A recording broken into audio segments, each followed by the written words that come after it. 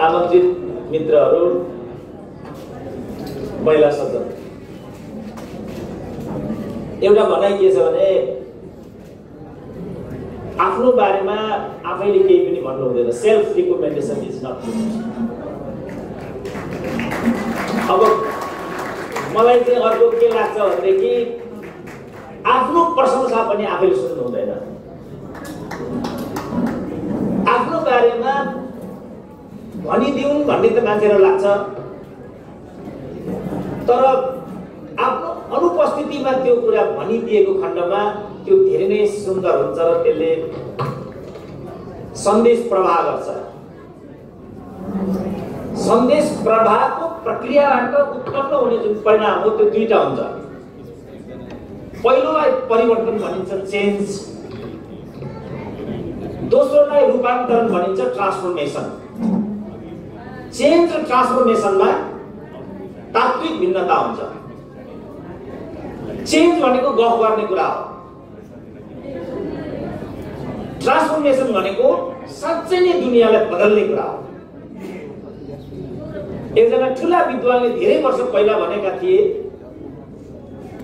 मभन्दा अगाडिका सबै विद्वानहरूले दुनियाँको बारेमा व्याख्या गरे, तर महत्त्वपूर्ण कुरा दुनियाँलाई बदल्नु थियो, जो आजसम्म भएन। दुनियाँलाई कसरी बदल्ने, यो महत्त्वपूर्ण कुरा हो। हामीहरू अगाडिबाट निकै जोडले आफ्ना विचारहरू दिन्छौँ, तर पछाडिको पंक्तिले त्यसमा ध्यान दिँदैन। ध्यान नदिएको कुरा गौड हो। किन ध्यान दिँदैन? महत्त्वपूर्ण कुरा त्यो हो। मैले अमेरिकन लाइब्रेरीमा पब्लिक स्पिकिङमा ग्रेजुएट गरेको थिएँ। त्यहाँ गुरुहरूले के भन्थे भने कहिल्यै पनि मासलाई इरिटेसन हुने कार्यक्रम, मासलाई इरिटेसन हुने स्टेटमेन्ट, मासलाई इरिटेसन हुने मन्तव्यहरू त्यो थोपर्नु हुँदैन। त्यसपछि मात्रै मान्छेले वक्ताका विचारहरू सुन्छ। कुनै पनि वक्ताका विचारहरू यदि सम्प्रेषणीय छैनन्, श्रोताहरूले त्यसमा ध्यान दिँदैनन् भने वास्तवमा त्यहाँ बोल्नुको त्यस्तो अर्थ केही पनि हुँदैन। त्यसो भने कसरी उनीहरूले आफ्नो कुरा सुन्न सक्छन्, आफूप्रति कसरी मान्छेलाई आकर्षित गर्न सकिने, कसरी त्यो चिजलाई युगान्तकारी बनाउन सक्ने, त्यो पब्लिक स्पिकिङको महत्त्वपूर्ण कुरा हो। गुरुहरूले त्यस्तो कुरा भन्थे। त्यसलाई मैले मार्गदर्शक सिद्धान्त मानेर जीवनमा मैले आफ्ना अभिव्यक्तिहरूलाई सम्प्रेषण गर्ने प्रयास गरेँ। आज आफ्नो बारेमा मलाई सुन्दा यहाँ उपस्थित साथीहरूको, मित्रहरूको एक खालको म प्रतिको जिज्ञासा सुन्दाखेरि त्यो कुरामा म एक हदसम्म सफल भएँ कि क्या हो भन्ने लाग्यो। किनभने मान्छेको विचार सुन्न आज मान्छे तयार छैन। पटक्कै मान्छेको विचार सुन्न मान्छे तयार छैन। किनभने यो गफ हो भन्ने उसलाई लागिराखेको छ। किनभने जति कुरा उसले सुन्यो त्यो कुरा उसले व्यवहारमा अनुभूति गरेन। रोजगारीका कुराहरू भए तर भाइ छोराहरू बेरोजगार भए, नारी अस्मिताका कुराहरू गरिए तर दिदी बहिनीहरू बजारमा पुगे, उद्योगको कुराहरू गरिए तर उद्योगहरू बन्द भए, सडक सफाइको कुरा गरियो तर सडकहरू दुर्गन्धित भए, शहरीकरणको कुरा गरियो तर घरहरू मात्रै बने, अस्पतालको कुराहरू गरियो तर निजी क्षेत्रका अस्पतालहरू मात्रै जमे, समृद्धिको कुरा गरियो तर आफू मात्रै धनी भइयो, त्यागको कुरा गरियो अर्काका छोराहरू मात्रै बलि चढे। मान्छे त्यसपछि कुनै कुरा सुन्न छोड्यो। खुल्ला खुल्ला यो ठगी रहेछ भन्ने लाग्यो उसलाई। के ठगी नै राजनीति हो? के ठग्नु परिवर्तन हो? के ठगीको विधिबाट समाज बदलिन सक्छ? त्यसकारण हामी रूपान्तरणमा छैनौँ। त्यसो भने रूपान्तरण भनेको के हो? रूपान्तरण भनेको सामाजिक चरित्रमा आउने मौलिक भिन्नताको प्रक्रिया हो। Basic change, not only change, basic transformation in the social life. छुवाछुत, भेदभाव, महिला अस्मिता, सामाजिक न्याय, यदि सही अर्थमा त्यो छ भने त्यो रूपान्तरणको प्रक्रिया हो। अछुतबाट हामीहरू हेरौँ, दलितबाट हामीहरू हेरौँ, नेपालमा दलितको संख्या 13% छ। दलित भन्दा मानव जीवनको सबैभन्दा तल्लो अर्को हो भने जस्तो मलाई लाग्दैन। किनभने मान्छे कहिले दलित हुँदैन, मान्छे कहिले अछुत हुँदैन, तर हामीले उसलाई अछुतको व्यवहार गरेकै छ, त्यो भएकै छ। र दलित र अछुतको विरुद्धमा सबभन्दा चर्को आवाज त्यसको छ जो आफै सबभन्दा ठुलो छुवाछुतपूर्ण व्यवहार गर्छ। त्यो प्रक्रिया रूपान्तरण होइन। पूर्वाञ्चलमा जहाँ अघि मेरो उच्च शिक्षाको कुरा आयो, त्यस क्षेत्रका सबभन्दा ठुला प्रतिष्ठित पण्डित थिए एकजना। उनको सामाजिक जीवनको महत्त्वपूर्ण अभियान भनेको छुवाछुत विरुद्धको लडाइँ थियो। तर उनी दलितले छोएको कहिले पनि पानी खाँदैनथे, कहिले खाँदैनथे उनी। म एकचोटि घर पुगेर आउँथे, बाबु भन्थे, टन्न खाएर आउँथे, अनि आज मेरो व्रत छ भन्नुहुन्थे। तर समाजमा उनी छुवाछुतको विरुद्ध धारा प्रवाह हासिल गर्थे। यही कारण हो छुवाछुत कहिले अन्त्य भएन। म ठुल्ठुलो क्लासहरूमा यो विषय लिएर पढाउँछु, लोकसेवामा पढाउँछु, टुरिज्ममा पढाउँछु, सशस्त्र प्रहरीलाई पढाउँछु, जनपद प्रहरीलाई पढाउँछु, नेपाली सेनामा पढाउँछु, अनि यही कुरा भन्छु म। अनि उनीहरू मलाई भन्छन् तपाईँ नै यो कुरा भन्ने हो भने दलितको प्रथा कहिले अन्त्य हुन्छ? म भन्थे मैले यो कस्तो पढाउँछु, यो बारेमा म कस्तो बोल्छु, गौण कुरा हो। म मेरी छोरी दलित युवालाई दिनको लागि तत्पर छु कि छैन, महत्त्वपूर्ण कुरा यही हो। र गफ गरेर यो कुरा छोरी दिने भनेपछि मैले दिएको हुनुपर्छ, त्यहाँ बुहारी ल्याउने भनेपछि मैले ल्याएको हुनुपर्छ। त्यो मैले गरेको छ कि छैन? यदि मैले गरेको छ भने रूपान्तरण भनेको त्यही हो। यदि मैले गरेको छैन भने त्यो परिवर्तन हो, तर रूपान्तरण होइन। त्यसकारण हाम्रो समाज अहिले पनि रूपान्तरणको दिशामा छैन। कहीँ हामी रूपान्तरित भएका छैनौँ। यस्तो बेलामा समाजको रूपान्तरणको लागि खास गरी युवाहरूले के भूमिका खेल्न सकिन्छ, कसरी भूमिका खेल्न सकिन्छ, नेतृत्वको प्रश्न त्यही हो भन्ने मेरो बुझाइ छ। र आजको विषय त्यसै अभिप्रायले मेरो लागि छनौट गरिएको भन्ने मैले बुझेको छु। र त्यही कुरालाई दिमागमा राखेर केही खास मुद्दाहरूमा आधारित भएर म संक्षिप्त टिप्पणी गर्ने अनुमति चाहन्छु। के विषयहरूमा हामीहरूले खास गरी नेतृत्वदायी भूमिका खेल्ने सन्दर्भमा ध्यान दिनुपर्नेछ। केही विषयहरू म केन्द्रमा राख्छु, जस्तो प्रतिबद्धता, अनुशासन, उद्यमशीलता, उच्च विचार, सादा जीवन पद्धति, देशभक्ति, राष्ट्रियता, वैज्ञानिक शिक्षा, सामाजिक न्याय, छुवाछुत विरुद्धको प्रतिबद्धता, यी केही विषयहरू हुन्। उद्यमशीलता, अन्तर्राष्ट्रिय भाव, सहिष्णुता, यी केही विषयहरू हुन् जुन विषयका माध्यमबाट हामी समाजलाई नेतृत्व प्रदान गर्न सक्छौँ, जुन विषयका माध्यमबाट हामी समाजलाई रूपान्तरणको प्रक्रियामा अगाडि बढाउन सक्छौँ। यो कुराहरू मैले हाम्रो समाजमा एकदमै नदेखेको हुनाले नै मैले समाजलाई धम्की दिन खोजेको हो। म यो पिँढीको लागि बोलेकै होइन, यो पिँढीबाट मेरो त्यस्तो केही आशै छैन, तर 100 वर्षपछिको पिँढीलाई हेरेर म बोल्छु। किनभने जब म सार्वजनिक स्थलमा जान्छु, अघि सार्वजनिक शौचालयको कुरा, स्कुल कलेजहरूमा जान्छु, जब म पढाइराखेको हुन्छु, जब म पब्लिक स्पिच दिइराखेको हुन्छु, त्यस बेला जस्तो किसिमको म वातावरण त्यहाँ पाउँछु, त्यसपछि म निराश हुन्छु।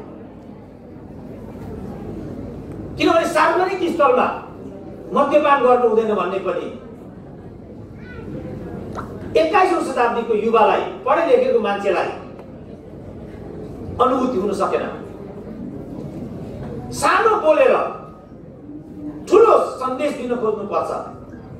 मैले साउथ कोरियाको मेट्रोमा म हिँडिरहेको थिएँ, मैले त्यहाँ के देखेँ भनेदेखि हरेक मान्छेले या त कम्प्युटर चलाइरहेको छ, ल्यापटप, होइन मैले फोनमा कुरा गरिरहेको छु, यसरी नै सबै मान्छे त्यसरी नै गरिरहेको थिएँ मैले त्यहाँ।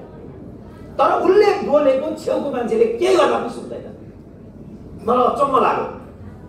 अब हामी आउँ, हामी सबैसँग मोबाइल छ, हामी कत्रो बोल्छौँ, हाम्रो स्मोकिङ ह्याबिट के छ, हाम्रो बस्ने स्टाइल के छ, हामी कसरी कुरा गर्छौँ, गुरुलाई हामी कसरी व्यवहार गर्छौँ, साथीलाई कसरी व्यवहार गर्छौँ, हामी त्यही हो, हाम्रो पहिचान नै त्यही हो, हाम्रो वास्तविकता त्यही हो। त्यसको लागि केही न केही त्याग गर्नुपर्छ मान्छेले, केही न केही त्याग ठुलो गर्नुपर्छ भन्ने छैन, सानो गरे पनि हुन्छ। तर त्यो सानो त्याग भनेको के हो? Small is beautiful. अमेरिकाले मलाई हेरिराखेका छन्। अब त्यो गम्भीरता मसँग यहाँ भएन भने मेरो धोती फुकिँदै जान्छ। म जति कर्म सोर्ने गरौँ तर मान्छेले मलाई बेक्टु गर्छ भन्दै जान्छ। त्यस कारण मैले त्यो सबलाई मध्यनजरमा राखेर बोल्नुपर्ने हुन्छ। त्यसपछि तपाईँले what you just pick up in the books of mister gentleman भनेर सोध्यो मान्छेले त्यहाँ। Nothing, why, where, what, I have nothing भन्न थाल्यो उसले। नथिङ भन्यो उसले। भन्दा भन्दै अब ठुलो कराउने बानी चाहिँ हाम्रो त अघि मैले भने नरम बोल्नुपर्छ, कमजोरी भयो भनेदेखि रियलाइज गर्नुपर्छ। त्यो नगर्ने बित्तिकै फस्दै गइन्छ। त्यसपछि म त राजदूत हुँ भन। सबै मान्छेले माने कि राजदूत रहेछ, एउटा किताब हो, चोरी हाल्यो भइगयो भनेर। तर गेटको चौकीदारले त्यो कुरा मानेन, किनभने यसले चोरी गरेको छ, सबभन्दा ठुलो अपराध गरेको छ, उल्टो यसको ठुलो स्वर छ भनेपछि म मान्दिनँ, यसलाई दण्ड दिनुपर्छ भनेपछि 24 घण्टामा त्यो राजदूत काठमाडौँमा ल्याइयो। 24 घण्टामा। र त्यो मान्छेलाई म अहिले पनि कहिलेकाहीँ काठमाडौँमा देख्छु। यस्तो खालको ह्याट भएको टोपी लगाएर हिँड्छु, यस्तो।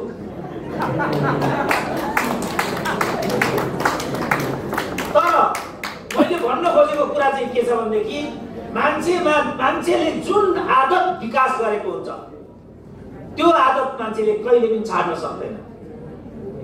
कहिले पनि ठुलो बोल्ने आदत छ, तपाईँ जति गरे पनि ठुलै बोल्नुहुन्छ। तपाईँले अरूलाई हेप्ने तपाईँको आदत छ, तपाईँ जसै गरे पनि हेप्नुहुन्छ। तपाईँ छाडा बोल्ने बानी छ, तपाईँ छाडा बोली नै छोड्नुहुन्छ, कहिले छोड्नुहुन्न। र तपाईँको चोरी गर्ने बानी छ भने तपाईँ के गर्दा पनि त्यो चोरीको बानी छोड्न सक्नुहुन्न, किनभने त्यो एउटा रोग हो। मेडिकल साइन्सले त्यसलाई क्लिप्टोमिया भन्छ। क्लिप्टोमिया डिजिज। त्यो भनेको केही पनि कुरा देख्ने बित्तिकै चोरु चोरु चोरु चोरु लागिहाल्ने र चोरी पनि हाल्ने। ऊ धनी छ, अब आफै राजदूत छ, डलरमा तलब पाउँछ। छोरी मेडिकल साइन्समा एमबिबिएस पढ्दैछ, एउटा हैसियत नभए त्यो त्यहाँ पुगेकै छैन होला। तर ऊ एउटा किताब देख्ने बित्तिकै चोर्ने धन्दामा फसिहाल्छ। त्यसपछि त्यो एजुकेसनल इन्टरप्राइजेस भन्ने एउटा पुस्तक पसल छ काठमाडौँमा, त्यहाँ एक दिन त्यो मान्छे आइपुग्यो। चोरी अभियोगमा अमेरिकाबाट ऊ फर्केर आएर क्यारियर बर्बाद हो, उसको खानदान समाप्त हो, उसको छोराछोरीले अनुहार समात्नु देखाउनु भएको छैन। तर एजुकेसनल इन्टरप्राइजेसमा पनि फेरि उसले त्यसले एउटा किताब चोर्यो।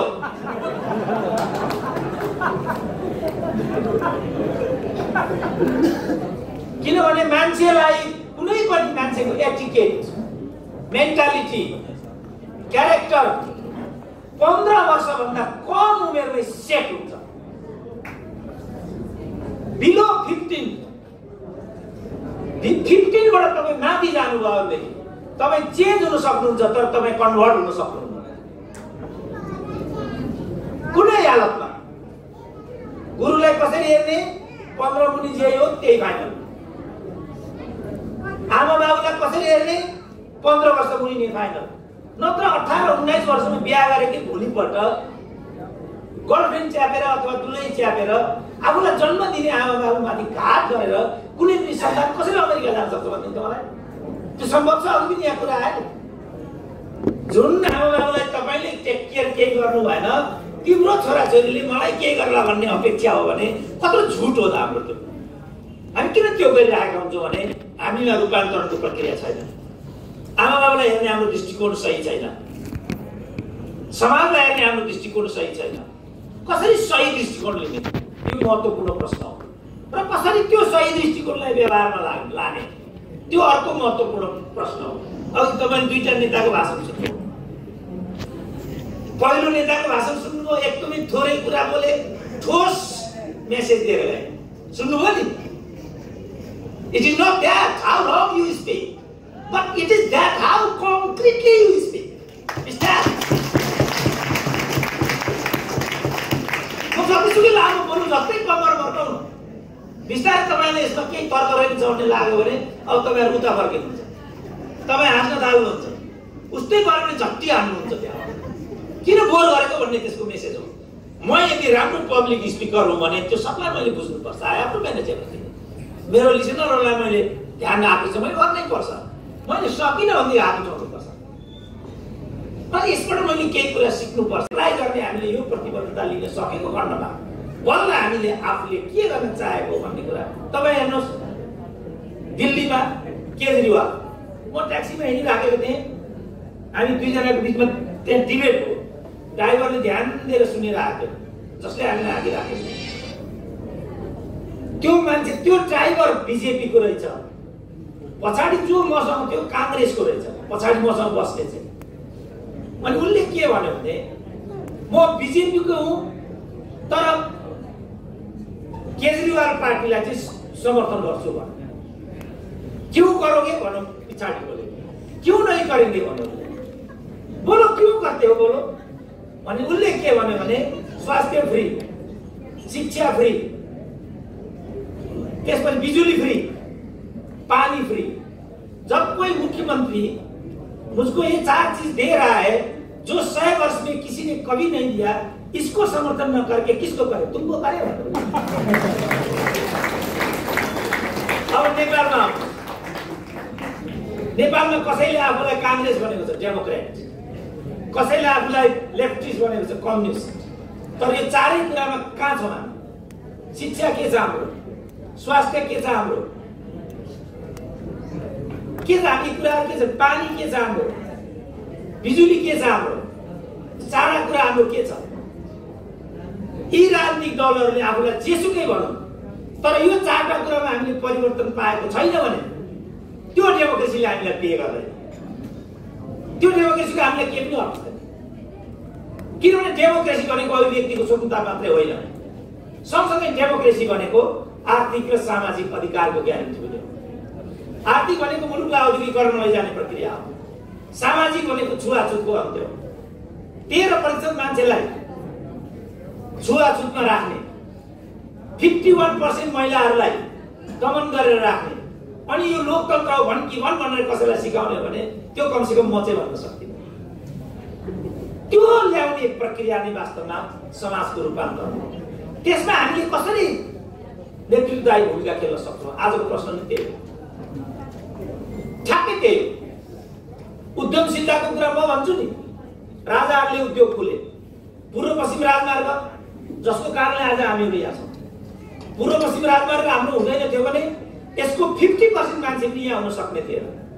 हामीले बाजुराको मान्छेलाई देख्ने थिएनौँ यो जिन्दगीमा, त्यो सम्भवै थिएन।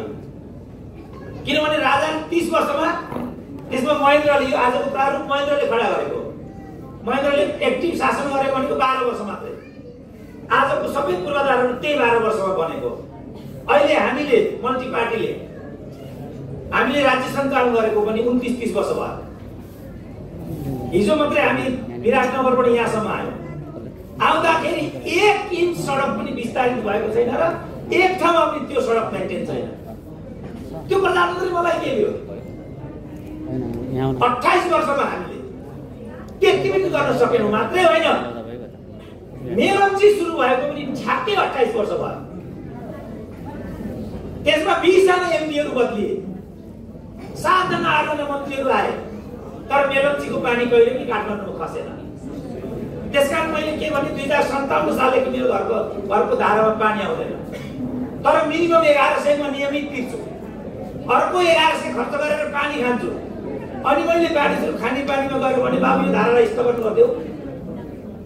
सर अब स्थगन त गरिदिने, सरले यो धारालाई स्थगन गरिदिनु हो भने मेलम्चीको पानी खान पाउनु न पो भन्छ त मलाई त। मलाई मेलम्ची देखाइकन 28 वर्षसम्म लुटे।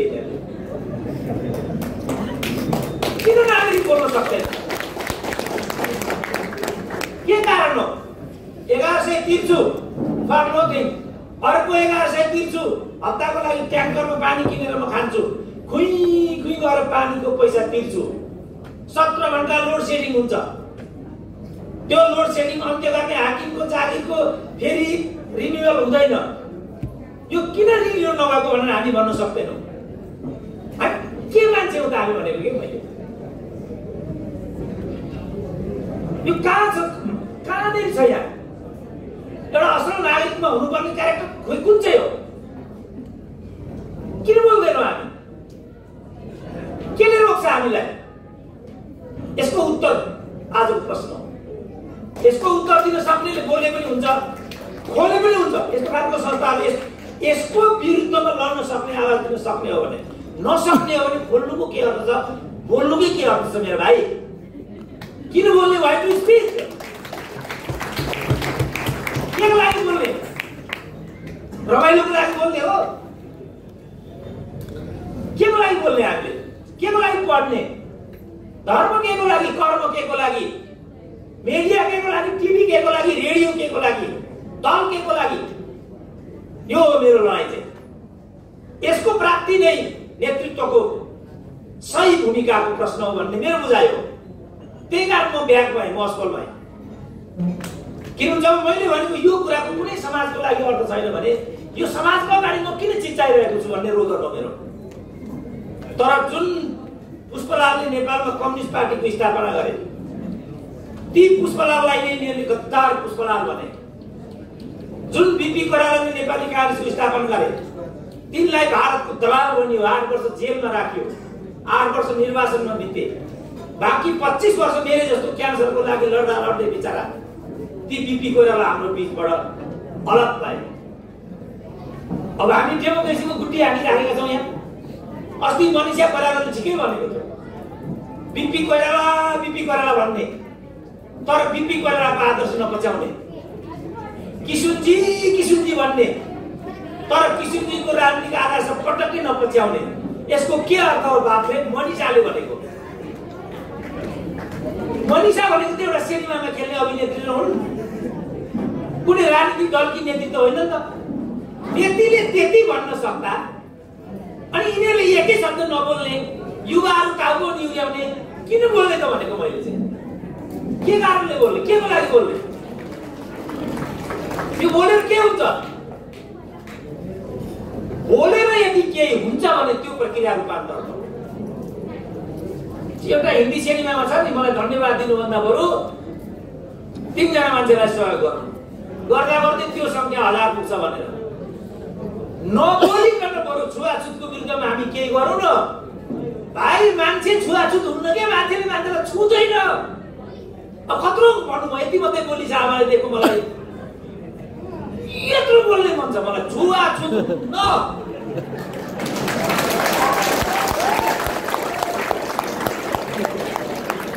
कसरी हुन्छ छुवाछुत मान्छेले मान्छेलाई कसरी सुन्छ भने नि के तर्क छ त्यसको पछाडि तर मान्छे मान्दैन मान्छेलाई लाग्छ भित्रैबाट कि त्यस्तो हुन्छ उसलाई त्यस्तो लागिराखेको छ रूपान्तरले चाहिँ के भन्न सिकाउँछ भने नो हुँदैन छुवाछुत हुँदैन धार्मिक शास्त्रको आधारमा डिबेट गर्ने त्यसको आधारमा गरौँ समाज विकासको नियमको आधारमा गर्ने त्यसको आधारमा गरौँ आचरणको आधारमा गरौँ त्यसको आधारमा के आधारमा गर्ने कुन विश्वविद्यालयमा डिबेट गर्ने कुन भाषामा डिबेट गर्ने अरबीमा हेब्रूमा इङ्ग्लिसमा फ्रेन्चमा जर्मनीमा स्कटिसमा कुनमा तर हुँदैन तर छ किन छ यसको खोजी आजका युवाहरूको लागि हो टास्क हो जति राम्रो होमवर्क गरे पनि त्यसले नतिजा दिँदैन किनभने त्यो होमवर्कले कसरी युरोप जाने कसरी अमेरिका जाने कसरी धन कमाउने त्यो मात्रै सिकाउँछ त्यहाँबाट समाज बदलिँदैन अघि भन्नु नि हाम्रो दुलालजीले म 20% समाज विकासमा खर्च गर्छु 20% इन्कमको सामाजिक कामको लागि जस्तो अघि नेतृत्वमा हामीले कुरा गर्यौं परोपकारी क्षेत्रमा कन्ट्रिब्युसन गर्ने कुरा पनि कसरी परोपकारी हुने इन्कमको एउटा हिस्सा कसरी समाजको लागि छुट्याउने यो त कमिटमेन्टको कुरा हो यो कसैले गर्न सक्दैन तर भन्न सक्छ छुवाछुत अपराध हो भन्छ ठोकिदिन्छ उसले ताली तलबाट बज्छ तर कति ठाउँमा ताली बजाउनेहरूको समूह पनि लगेको हुन्छ अरे भनेर बस्नु हो भन्ने चाहिँ आएको हो कि बन्न सक्छ तर समाज बदलिँदैन। त्यसैले ती विद्वानले भनेको मभन्दा पुराना सबै विद्वानहरूले दुनियाँको बारेमा व्याख्या गरे, तर महत्त्वपूर्ण कुरा दुनियाँलाई बदल्नु थियो। दुनियाँलाई बदल्नुको लागि आफू बदलिनु पर्छ। If you want to convert the others, you have to convert your own first. पहिले आफूलाई बदल्नु पर्यो र सबै काम गर्नको लागि सुरुवात प्रथम पाइलोबाट हुन्छ। सगरमाथा जानु पर्यो भने पनि पहिलो पाइलोबाट त्यो यात्रा सुरु हुन्छ। तर सगरमाथा चढ्दाखेरि एक्का राख्नुपर्ने कुरा के हो भने सगरमाथाको आरोहण भन्दा पनि सगरमाथाबाट हुने अवरोहण चाहिँ अझ चुनौतीपूर्ण हुन्छ। त्यही कारण थियो हामी पासाङ लामो शेर्पा सगरमाथा आरोहण गर्नु त सक्षम भयौँ, तर त्यहाँबाट ओर्लिनु उनलाई सम्भव भएन, बितेरै हरायो। किनभने उक्लिन भन्दा ओर्लिन साह्रो हुन्छ। अघि मेरो बारेमा जति कुराहरू यहाँ भनियो सबै कुराहरू सुन्दाखेरि म भावुक भएको थिएँ। एउटा भारी बोक्नेको छोरो म, मेरो बुवाले एकदम परालको आफ्नै आँखा देख्थेँ। त्यस्तो बाबु एउटै बुवाले भन्नुहुन्थ्यो, बाबु पढ्नुपर्छ, ठुलो मान्छे हुनको लागि पढ्नुपर्छ। जो आफू एक अक्षर लेख्न जान्दैन तर ऊ पढाइको मर्म बुझ्छ भने त्यो कति महान बाबु होला। मेरो जस्तो पिएचडी गर्नु पर्दो रहेछ, मेरो म जस्तो छोरो जन्माउनलाई पिएचडी गर्नु पर्दो रहेछ। उसले कमिटमेन्ट सबभन्दा ठुलो कुरा हो भन्ने त्यसबाट देखिन्छ। म तल झरेँ, 100 जना विद्यार्थीको समूहमा म छिरेँ। पाइजामा लगाएपछि कलेज जानु हुन्छ कि हुँदैन, माथि एक खालको लुगा तल अर्को खालको लुगा लगाएर जानु हुन्छ कि हुँदैन भन्ने कुरा केही थाहा थिएन मलाई। जे भए पनि लाउने हो, लगाएपछि हुन्छ भन्ने थियो। पाइजामा लगाएर म क्लासमा पुगेँ। सबैले तलदेखि मान्छे मलाई हेरे, किन हेरे मलाई केही पनि थाहा भएन।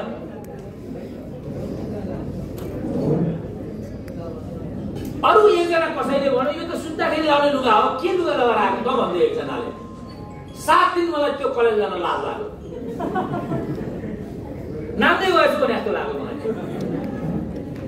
समय बढ्दै गयो, म पढ्दै गएँ, सिक्दै गएँ। आखिरमा गएर त्यो क्याम्पसमा म टप भएँ। त्यही क्याम्पसमा त्यही जब टेकेर म कीर्तिपुर पुगेँ। त्यसपछि त के भयो नसोध्नुहोस्। त्यो तर ममा रूपान्तरण आएको रहेछ, म फर्केर म अहिले पनि बदलेको रहेनछु। त्यही कारण मैले समाजको लागि गर्नुपर्ने जति कुरा गर्न सकिनँ त क्या हो। अनि मलाई पश्चाताप हुन लागेर म भन्न थालेँ, भाइ म तिम्रो लागि केही गरिराखेको छैन, सरी टु से, तर मैले केही पनि गर्न सकिरहेको छैन। 100 वर्षका पछिको पिँढीले जब पल्टाउनेछन् मलाई, त्यसपछि उनीलाई धेरै गौरव लाग्नेछ कि त्यस्तो पनि मान्छे यो देशको माटोमा पैदा भएको थियो। हेर त पुष्पलाललाई यिनीहरू गद्दार भन्थे, बिपी कोइरालालाई भागको दलाल भन्थे। अब अहिले गद्दार कस्तो हुँदो रहेछ, दलाल कस्तो हुन्छ सामने देखेर लाग्दो हुँदैन। हेर्नु त अहिले चोकमा गद्दारहरू छन्, चोकमा दलालहरू छन् र डाङ्गै लेखिन्छन् दलाल कस्ता हुन्छन्, गद्दार कस्ता हुन्छन्, छाङ्गे सुटदार उभिएका छन्।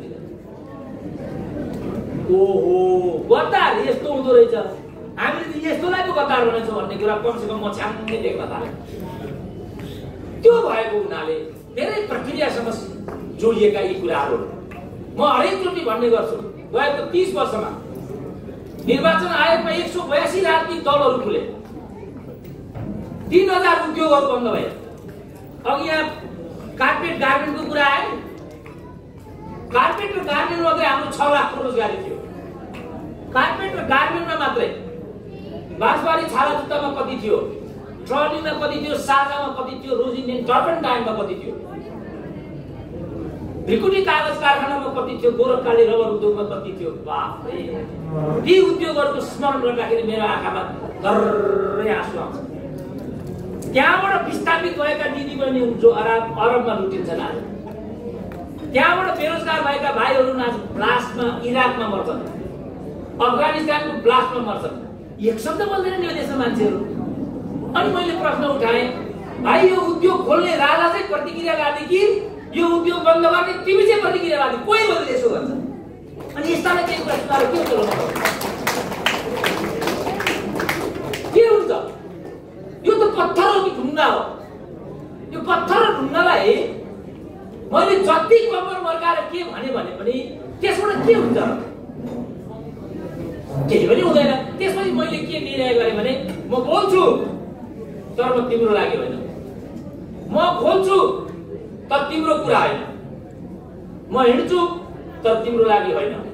तर यो धरतीले, यो माटोले, यो इतिहासले, यो समयले यो कुरा यन्त्रवत अवलोकन गरिराखेको हुन्छ। एक दिन यस्तो आउनेछ त्यस बेलाको पिँढीले यो कुरालाई फर्केर हेर्नेछ। त्यसपछि थाहा पाउनेछन् कि मैले के गरेको थिएँ, म उनीहरूको लागि बोलेको। र मेरो विचारमा त्यसरी केही कुरा भनेर जाने प्रक्रिया नै आजको नेतृत्वको प्रश्न हो। त्यसमा युवाले के गर्न सक्छ त? युवा कहाँ उभिन्छ? ऊ के चाहन्छ? ऊ अझै पनि युरोप जान चाहन्छ? अहिले पनि उसको शिक्षा भिसाको लागि हो, राम्रो अङ्ग्रेजी बोल्नको लागि हो, के को लागि हो? यदि त्यही कुरा हो भनेदेखि उसले के पनि गर्न सक्दैन समाजमा। होइन भने उसले एउटा कृत सङ्कल्प आज लिनुपर्छ। कृत सङ्कल्प गर्न सकिँदैन भनेदेखि आफ्नो एउटा कति गर्न सकिन्छ त? कति? जस्तो अघि यहाँ भन्नुभयो नि हाम्रो दुलालजीले, म 20% छुट्याउँछु समाजको लागि भन्नु, हामी कति गर्न सक्छौँ त? जस्तो मलाई सोध्नुहुन्छ भने मैले केही गर्न सक्दिनँ, तर एउटा कुरा चाहिँ म पक्का गर्छु, मेरो कमिटमेन्ट चाहिँ त्यही छ। त्यो के भने यो देश र यहाँको जनताको विरुद्धमा म केही पनि गर्दिनँ, यही नै मेरो योगदान। म अरू के गर्न सक्दिनँ त भन्नु पाइयो नि। म केही गर्न सक्दिनँ, छुवाछुतको विरुद्धमा व्यवहारमा केही गर्न सक्दिनँ। श्रीमतीलाई जति घरमा सपोर्ट गर्नुपर्ने हो सक्दिनँ। के ढाँडिदिउँ म? श्रीमतीलाई सिंहासनमा राखिदिन्छु भन्थ्यो, म छैन मैले त्यो गरेको। त्यो कुरा एक दिन एक्सन हुन्छ, मैले गरेकै छैन त्यो कुरा। तर म श्रीमतीलाई आपराधिक ढङ्गले दुःख दिनु पर्यो, अमानवीय व्यवहार गर्नु पर्यो भन्ने कुरामा म कहिल्यै पनि आफूलाई सतर्क राख्छु। यति कमिटमेन्ट म गर्छु। छोरा छोरीको मामलामा मेरो एउटा छोरी थियो, एउटा छोरी थिइन् मेरा। छोरीले छोरा भाइलाई डोमिनेट गर्ने। म के अपेक्षा गर्थेँ भने एक न एक दिन त यो बहिनीलाई भाइले डोमिनेट गर्छ नै होला, किनभने समाजमा त्यही भइराखेको छ। यस्तो भुत्ल्याउँछ। मैले यहाँ झापामा एउटा घरमा म गएको पाउनु, 5 छोरी रहेछन्, एउटा छोरो रहेछ। त्यो एउटा छोराको चाहिँ कामै ती 5 दिदी बहिनीलाई हरेक दिन एकचोटि, हरेक दिन ती दिदी बहिनीहरू चाहिँ सही रहने। बापरे, मैले यसो हेरेँ, त्यो मैले देखेको आधारमा मैले भने मेरो पनि एक न एक दिन यो छोराले आफ्नो दिदीलाई डोमिनेट गर्छ होला भनेर भनेको त त्यस्तो दिन मैले कहिले पनि देखिनँ। त्यो छोरी अगाडि बढेको बढे वास्तवमा बढेर अगाडि बढे त्यो छोरी। मैले यसो सोचेँ, यति त मैले पनि गरेँ। मैले छोरा र छोरीमा केही पनि भेदभाव गरेँ,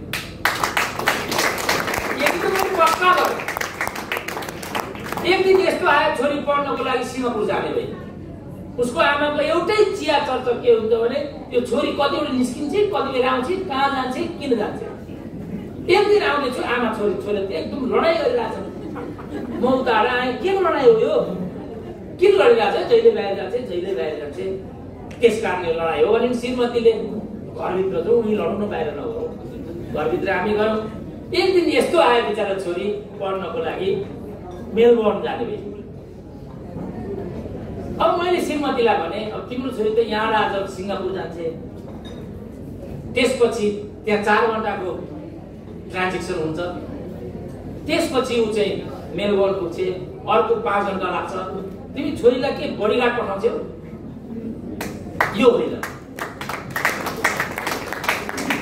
अब छोरीहरू पनि बाहिर आउन सक्ने यो सोच्ने भइसकेका छन्। उनीहरूको इज्जत के हुन्छ, उनीहरूको मेलसँग कसरी व्यवहार गर्ने, कस्तो विवाह गर्ने, के गर्ने, कस्तो जीवनसाथी चोइस गर्ने, अब उनीहरू आफूले गर्ने कुरा हुन्छ। उनीहरूलाई भनिदिने हो यो बाटो यस्तो हुन्छ। म म अहिले पनि सम्झिन्छु सरदार रुद्रराज पाण्डेको रूपमतीमा लेखिएका उपन्यासका ती पंक्तिहरू जसको एउटा अंश मलाई अहिले पनि कण्ठे आउँछ, जुन किताब मैले अहिलेसम्म पढाएको छैन। त्यस्तो पढाउँथे गुरुहरूले। किताब हुँदैन थियो लाइब्रेरीले, एउटा पनि बजारमा किन्न पाइँदैन थियो। एउटा प्रसङ्गमा रुद्रराज पाण्डे के भन्छन् भने, छोरी कसैले के भन्ला कसैले के, बोल्नेको मुख थुन्न सकिँदैन, तर झुक्केर पनि कुकर्मतिर नलाग्नुस्, जहिले पनि सत्मार्गतिर लाग्नु। सबै मान्छेले बाटो यो छोरा हुन् छोरी हुन्, ठुलो होस् सानो होस् बुढो होस् चेलो होस्, हामीले सत्मार्गतिर लाग्नुपर्छ। यो आजको लडाइँ भनेको चाहिँ सत्मार्गको खोज हो। सत्मार्ग के हो? केलाई सत्मार्ग भन्ने? एकजना आमा जसलाई आफ्नो पतिले जीवनको बिचै यात्रामा छोडेर कहीँ लापता भयो, आमा बजारमा पुग्यो। आमाको जीवनको लक्ष्य बजारमा पुगे पनि के छ भने, म यहाँबाट 2 पैसा कमाउँछु, छोरो छ भने छोरोलाई, छोरी छ भने छोरीलाई जसरी कि उच्च शिक्षा दिएर छोड्छु। आमाले मार्ग बिगारेकी, तर उनको लक्ष्य र कर्म सही छ। मार्ग खराब छ, तर लक्ष्य चाहिँ उसको सही छ। अनि त्यही छोरी वा छोरो एउटा राम्रो डाक्टर भएको छ। हजारौं आमाहरूलाई जो उपचारबाट वञ्चित भइराखेका छन्, निशुल्कमा ती छोरी छोराले चाहिँ ती आमाहरूको उपचार गरेकी छिन् भने ती आमाको सफलता यहाँ व्यक्त हुन्छ। तर उनी बजारमा त्यसलाई सत्मार्ग भन्छ। तर हामी त्यस्ता महिलाहरूलाई धुत्कार्छौँ। ती आमाहरूको सामाजिक मूल्य छैन। तपाईलाई थाहा छ, अहिले बजारमा 85 औली महिलाहरू जो वैदेशिक रोजगारीको लागि विदेशमा गएका थिए र अनिश्चित गर्भ लिएर आए, समाजलाई उनीहरूले मान्दैन। आमाहरू यति महान हुन्छन् कि त्यो अनिश्चित गर्भलाई पनि निकाल्नुपर्छ, फाल्ने हिम्मत उनीहरू त्यस्तो। बाफरे, आमाको महानता। यी आमाहरू के हुन्? त्यसरी पैदा गरेको बच्चा, ती बच्चाहरू के अपराधको भ्रूणको त्यो प्रमाण हो? त्यो ती आमाहरूको बाँकी अधिकार छ कि छैन? त्यसरी पैदा भएका बच्चाहरूलाई यो समाजले कसरी व्यवस्थापन गर्छ? त्यसलाई कसरी हेर्ने, कसरी व्यवस्थापन गर्ने? यी सबै कुराहरू आजको पिँढीको लागि नेतृत्वमा जानेहरूले दिमागमा हालेर अगाडि जानुपर्छ भन्ने मेरो आफ्नो सोचाइ के छ। हामीले उद्यमशीलतामा जानै पर्नेछ, हामीले सुरु हुनै पर्नेछ, हामीले सामाजिक न्याय गर्नै पर्नेछ, हामीले मुलुकलाई औद्योगिकरणको प्रक्रियामा लैजानै पर्नेछ, छुवाछुतको अन्त्य गर्नै पर्नेछ, नारी समानता हुनै पर्नेछ। 51% जनसङ्ख्या हो त महिलाको, उनीहरूलाई घरमा राखेर कसरी हामी विकसित हुन सक्छौँ, समाज कसरी बदलिन सक्छ? सम्भवै छैन। तर हामीले त्यसलाई मानेकै छैन, पटक्कै मानेका छैनौँ। हामीले समावेशिताको कुरा गरेका छौँ, काहीँ पनि समावेशिताको त्यो सिद्धान्तलाई हामीले काहीँ पनि मानेका छैनौँ। समाजमा विद्रोहको भावना अहिले पनि छँदैछ। कसरी दिगो शान्ति हुन्छ त? समाजमा दिगो शान्ति कसरी कायम गर्ने? नेतृत्वमा विकसित रूपमा अर्को गुण यो पनि छ। हामीले जति कुरा गरे पनि हामीहरू यी जनसङ्ख्या हामीले हेरौँ, यहाँको कम्पोनेन्टलाई हेरौँ, हाम्रो सामाजिक बनोटलाई हेरौँ, त्यसको झलक यहाँ आउँछ कि आउँदैन? कुनै हालतमा आउँदैन। 125 जाति 123 भाषाभाषी 10 बढी धर्म सम्प्रदाय भएको समष्टि हो हाम्रो देश। यो सभामा पनि त्यसको झलको देखिनुपर्छ र देखिनै पर्छ, तर हामी मान्दैनौँ। कुनै हालतमा हामी मान्दैनौँ। मधेसको के होला, पहाडको के होला, हिमालको के होला, जनजातिको के होला, दलितको के होला, महिलाको के होला, हामी मान्नेवाला छैन। म भन्छु आजको नेतृत्वले त्यो सुन्नु पनि पर्छ र मान्नु पनि पर्छ। त्यो पनि मान्नै पर्छ। तर यसो विचार गरौँ त, हामी साथी सङ्गी पनि यही मन्त्र हेरौँ ल, यही मन्त्र हेरौँ आउँछ त 125 र 123, 30% पनि आवाज लाग्दैन मलाई, खोइ 70%। तर यो मैले भने अर्कोचोटि फेरि मलाई बोलाउनु यही हुन्छ। म त हिम्मतको बाबुको छोरो भए भने बोलाए पनि केही फरक पर्दैन, नबोलाए केही फरक पर्दैन भनेर कहिले लागेको छु। तर यहाँ त्यो पर्सेन्टेज चाहिन्छ, पक्का चाहिन्छ। अब हामी मान्दैनौँ, किन हामी रूपान्तरणमा छैनौँ? हामीलाई के लाग्छ भने जे हामीले सोचेका छौँ त्यही सत्य हो, त्यो झुट हो। जे ग्राउन्ड रियालिटी हो त्यो मात्रै सत्य हो, त्यही वास्तविकता हो। वास्तविकता समाजमा उद्घाटित गर्ने प्रक्रिया नै वास्तवमा रूपान्तरण हो। त्यो कुरालाई बुझ्ने कि नबुझ्ने भन्ने चुनौती नै नेतृत्वको प्रश्न हो। त्यसलाई बुझ्यो, नेतृत्वको प्रश्नलाई बुझ्यो, त्यसलाई बुझिएन भने जागिर खाइन्छ, कुरो सिकिन्छ। मन्त्री प्रधानमन्त्री कति हुन्छ यो देशमा? तपाईलाई थाहा छ 2017 सालदेखि अहिलेसम्म नेपालमा कतिजना मन्त्री भए? कम से कम 1400 जना मन्त्री भए। बजारमा टोलमा गयो भने हरेक वार्डमा दोस्रो मान्छे चाहिँ या त मन्त्री छ या त सांसद छ। एकचोटि त काठमाडौँमा 600 जना सभासद भएको बेलामा जो मान्छेसँग ठोकिन्थ्यो त्यो या त सांसद थियो होइन मन्त्री।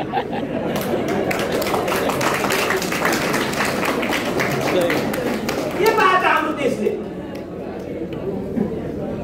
के पाएको भन्नु त?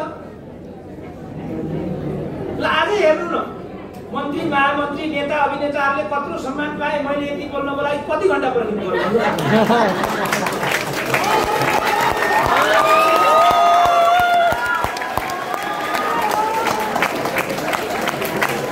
तपाईँले थाहा छ तिनीहरूलाई के बुझ्यो? थाहा छ तपाईँलाई? थाहा छैन। किन मेरो मूल्य हुँदैन यो समाजमा? किन म एक नम्बरमा आउँदैन? किन मेरो उच्च प्राथमिकता हुँदैन? यसको खोजी हो मेरो। मलाई नबोलाउनुहोस् फेरि केही भएर पर्दैन।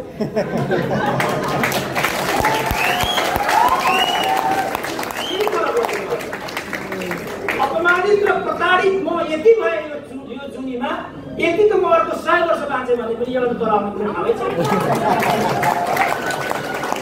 किन मैले यति अपमानित हुनुपर्ने?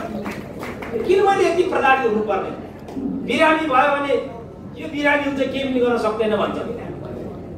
बिरामी भए त्यसो भने केही सहयोग गराउनु भने ढाड चाहियो भन्छ। फेरि यो मैमाथि किन हुन्छ यस्तो? मैमाथि किन यस्तो हुन्छ भन्नुको मतलब के हो भने जो मान्छे पार्टीमा छैन, जो मान्छेको जाति मिल्दैन, जो मान्छेको धर्म मिल्दैन, जो मान्छेको लिङ्ग मिल्दैन, अनि ऊ प्रताडित हुन्छ। अनि म कसैको श्रीमती होइन अनि मैले कुनै मौका नपाउने, म कसैको भान्जो होइन अनि म युनिभर्सिटी भिसी नआउने, यो कस्तो लोकतन्त्र हो? यो नङ्गा लोकतन्त्र हो। त्यसकारण मैले भने यो त नङ्गा लगाउनु भने मैले त्यहाँ त यो चुनौतीको सामना आजको नेतृत्वको प्रश्न हो। यदि हामी यो बाटो हिँड्नको लागि तत्पर छौँ भने, जुन बाटो मैले कमसेकम 30 वर्ष हिँडेँ, फलामको मान्छे भएको छु, न डर न भर न लोभ न लालच नथिङ। भिडेंगे एक बार भने जस्तो लाग्छ कि मलाई। अघि म एकजना मान्छे भेट्न आएको थिएँ, मेरो भिडाइ देखेर बाफ्रे कस्तो कडा हिँडे सरको त भन्दै थिएँ। म त योभन्दा कडा हिँड्छु भाइ भन्दै। तर सत्य कुरा के हो भने मेरो 7वटा दबाई खान्छु, मलाई क्यान्सर छ, डायबिटिज छ, मलाई 7वटा दबाई खान्छु from the beginning to the sleeping. अब त्यो 7वटा दबाईले मलाई जीवन दिएको छ अनि मैले विज्ञानलाई चुनौती गर्दै हिँडेँ भने मान्छे हाँस्दैन?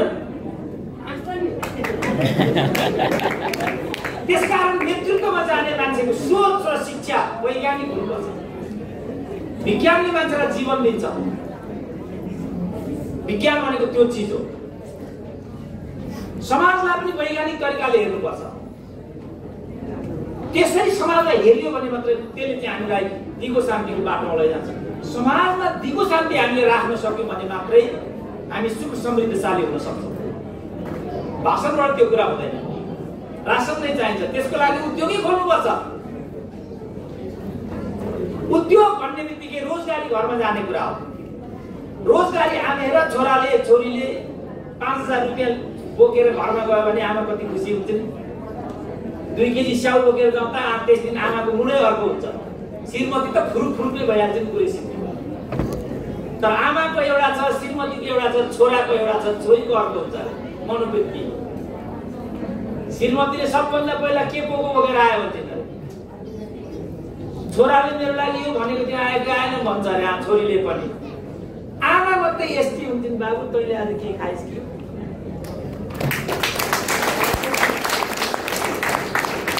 किनै आमालाई हामी सडकमा छोडेर कहिलेकाहीँ त वृद्ध आश्रममा छोडेर सुकिलो लुगा लगाएर मन्त्रालयको कुनै कुर्सीमा गएर आदर्शको पाठ सिकाउँछ। भगवान कस्तो समाज हाल्नुहुन्छ। त्यो देख्न सक्ने सोच चाहिँ आजको नेतृत्व हो। त्यो देख्न सक्नु पर्यो, देखेर मात्रै हुँदैन, त्यो अनुसारको आचरण गर्न सक्नु पर्यो, गर्न सक्ने हो कि होइन। अब मलाई बोल्न त मन थियो, म बोल्न पनि सक्थेँ, तर अघि मैले भनिहालेँ वक्ताले त्यति मात्रै बोल्नुपर्छ जति मान्छेलाई बर्दास्त हुन्छ। मलाई यति लामो तपाईँले झेल्नुभयो, मलाई यो अवसर दिनुभयो, किनभने आफ्नै मान्छे ल्याएर यहाँ त बाबा यहाँ वक्ता हुनु पनि आफ्नै मान्छे हुनुपर्छ नि, यस्तो छ।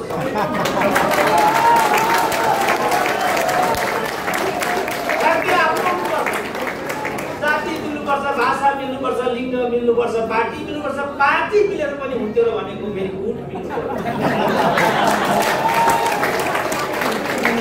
कसरी मिलाउने यस्तो भने सम्भवै छैन, कसरी लिन्छ यत्रो।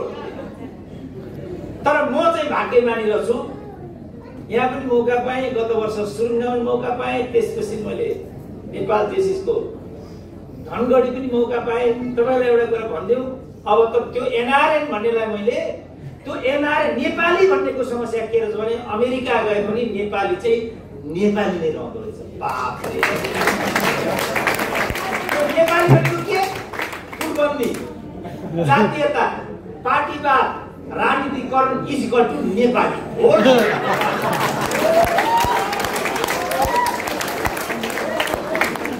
मैले बीबीसी को इंग्लिशमा पनि अन्तर्वार्ता दिएँ, उर्दूमा पनि अन्तर्वार्ता दिएँ, हिन्दीमा पनि नेपाली हिन्दीमा पनि अन्तर्वार्ता दिएँ, but not in Nepali because there are many Nepalis including Rabindra Mishra. Rabindra मिश्रले यही समाजमा आएर फेरि सामाजिक न्याय गर्छु भन्छन् भने यस्तो हुँदैन है रविन्द्रजी। मैले फर्स्ट एटेकै यहाँबाट गरेको थिएँ, केही कारण मेरो त्यो द्वेष थिएन। मेरो भनाइ के थियो भने किन तपाईँले न्याय गर्नुहुन्थ्यो? उर्दूले गर्न सक्ने, इङ्ग्लिसले गर्न सक्ने, हिन्दीले गर्न सक्ने, नेपालीले किन गर्न सक्ने? अब नेपालको पत्र पत्रिकामा म आयो भने त मै कुटै खान्छु होला, किन यहाँ पनि 10% पत्रकार होला। मेरो भनाइ, मैले संसारका सबै मिडियामा अवसर पाउँदा, संसारका सबै टेलिभिजनमा मेरो चाहिँ अन्तर्वार्ताको ल्याकअप टेस्टेड हुँदा, नेपालकै टिभीहरूमा, नेपालकै पत्र पत्रिकाहरूमा, नेपालकै सञ्चार माध्यममा मैले चाहिँ अवसर नपाउने त्यस्तो के काम हो, के अपराध हो मेरो? त्यसकारण अहिले यो साइन्स, यो अहिले मसँग जहाँ म जाउँ कमसेकम 3टा युट्युबरहरू, अनलाइन टेलिभिजनहरू मसँग हुन्छ, कमसेकम 3टा, आज पनि छन्। मैले भनेको थिएँ मसँग 3जना हुन्छ, म 3जनाको हुल लिएर आउँछु, बर्दास्त हुन्छ भने 24 घण्टा सोध्नुपर्छ भन्नु, 25 घण्टा सोध्नु पर्छ।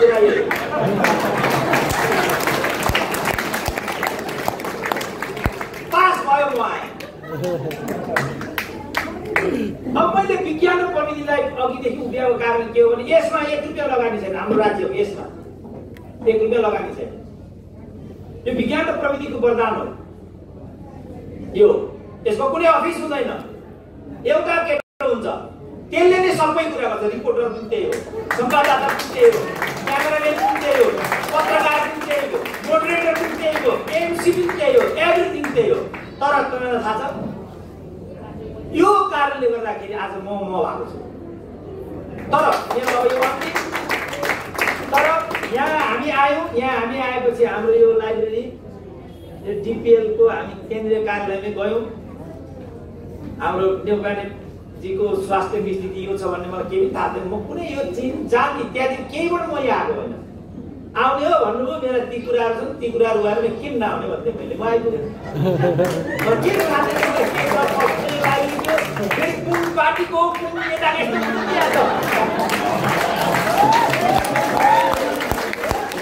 फेरि यहाँ आउने बित्तिकै तपाईँ यो धर्नाकोमा किन आउनुभएको भनिदिने हो, कालो मोसो लगाइदिने हो कि केही थाहा छैन नि फेरि यहाँ। सेतो लगाउने र ग्राममा आइपुगेँ म यहाँ। आइपुगेँ म उहाँ गएँ। हामीले 3जना बसेर अन्तर्वार्ता दियौँ हिजो। अब समाजको रुझानको कुरा भन्छु, मेरो अन्तिम हो। समाजको रुझानको कुरा म भन्छु। मैले दिएका अनलाइनमा मैले दिएका कुनै पनि अन्तर्वार्ताहरू 1 घण्टामा केही नभए 10,000 मान्छेले हेर्छन् ग्लोबली 1 घण्टामा। उहाँसँग बसेर जो अन्तर्वार्ता मैले दिएको छु सबैभन्दा कम त्यही अन्तर्वार्तामा मान्छेले ध्यान दिइराखेका छन्। किन हामी यस्ता छौँ त प्रश्न यो। मैले त्यो अन्तर्वार्ता मैले डेलिभरेट दिएको के भनेदेखि जुन किसिमको प्रतिकूल स्वास्थ्य अवस्था उहाँको छ यो प्रतिकूल स्वास्थ्य भएको मान्छेले समाजलाई दिने मेसेज गर्ने योगदान चाहिँ के हो। विश्वभरिका नेपाली कोही धनी होला बाहिरका त केही होला 10 जना नेपालीहरू त अहिले ग्लोबल्ली रिच छन्। शेष घलेदेखि भवन भट्ट त अहिले हाम्रो अमेरिकाको प्रधानमन्त्रीको ज्वाइँ नै हुन्। 24 वटा त उनको होटल छ भने म जापानमा गएको थिएँ यो होटल पनि भवन भट्टको भन्छन् यो होटल पनि यहाँ भित्र गए केही नभए एउटा होटलमा 150 नेपालीहरू कामदार छन् एउटा होटलमा। मलाई लाग्छ नेपालमा कुनै होटल यस्तो छैन होला जहाँ 150 मान्छे स्टाफ होला छ जस्तो लाग्दैन मलाई। त्यसरी त्यहाँ मानिसहरू छन् त्यस रूपमा छ नेपालीहरू त्यसरी छन्। त यो एउटा स्वास्थ्य चुनौती भएको मान्छेले जब समाजको लागि यति एउटा पहल कदमी लिइराखेको छ भनेदेखि यो चिजलाई नेपाली समाजले हेरिदिनु पर्यो। यसमा के गर्न सकिन्छ बुझ्नु पर्यो। यो डाइमेन्सनबाट मैले त्यो उहाँले आफ्नो प्रकारले गर्नुभयो आफ्ना कुरा थिए आफ्ना कुरा भन्नुभयो मैले आफ्ना कुरा भने समाजको कुरा भने तिमीहरू यस्ता छौ विषय यस्तो छ अगाडि बढ्नको लागि हामीले लिनुपर्ने बाटो यो छ के छ भाइ तिम्रो सोचाइ भनेको झ्यान गए ढुङ्गो बोल्छ उ बोल्दै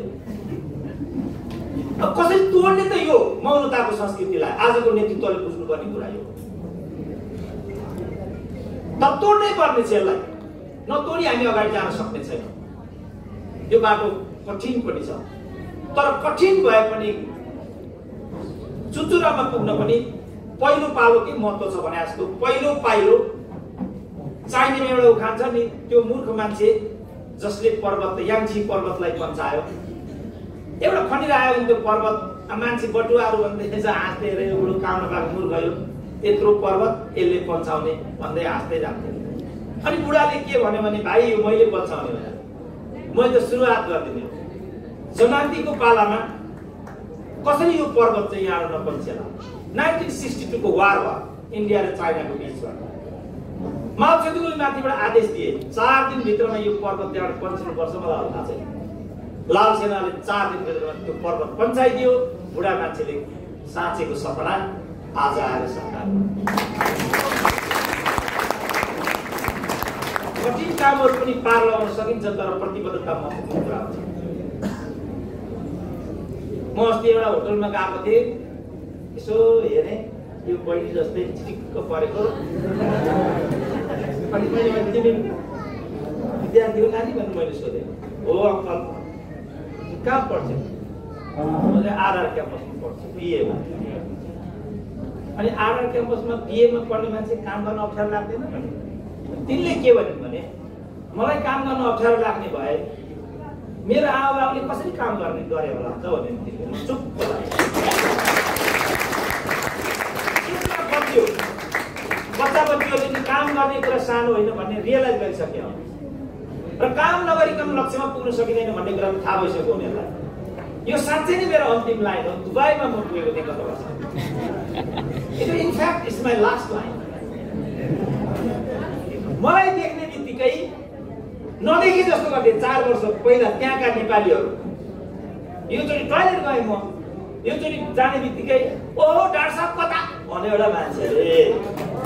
अनि के छ बाबु सम्झै भने मैले निकाल्न खोजेको कन्क्लुजन चाहिँ के हो भनेदेखि नेपालीहरूलाई सानो काम गर्न लाज लाग्थ्यो तर अब नेपालीहरूले के बुझे भनेदेखि कुनै पनि काम सानो अथवा ठुलो हुँदैन। कसैले नारायण गोपाललाई सुन्यो सोध्यो नारायण गोपालजी तपाईँलाई ज्याज म्युजिक राम्रो लाग्छ पप म्युजिक राम्रो लाग्छ कि लोकल म्युजिक राम्रो लाग्छ। एउटा प्रश्न म सोध्छु यहाँ भिडमा एउटा प्रश्न सोध्छु कस्तो उत्तर दिएला नारायण गोपालले कसले उत्तर दिन सक्छ भन्ने एकजना मात्रै धेरै नउठ्नु है हिम्मतले उठ्नु त कस्तो उत्तर प्रश्न त बुझ्यो। नारायण गोपाललाई पत्रकारले सोध्यो तपाईलाई कुन म्युजिक राम्रो लाग्छ पप म्युजिक कि लोकल म्युजिक। अब एकजनाले उठेर भन्नु नारायण गोपालले कस्तो उत्तर दिएला थाहा छैन भने न हावा उत्तर नदियो, थाहा छ्याक्कै भन्नु ल के उत्तर दियो होला? मलाई सबै म्युजिक बन्द गर्छ।